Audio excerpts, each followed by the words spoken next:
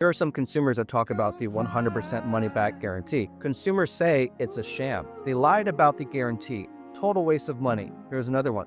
Refunds are denied unless strict, expensive conditions are met. Major agencies are cracking down hard. FTC Operations AI Comply has put deceptive AI credit service providers on notice. Multi-million-dollar settlements, up to $17 million, have been imposed for misleading claims in the AI finance sector. CFPB has ruled there is no exception for AI. Companies cannot refuse to explain credit denials, nor can they claim the AI made me do it as a defense.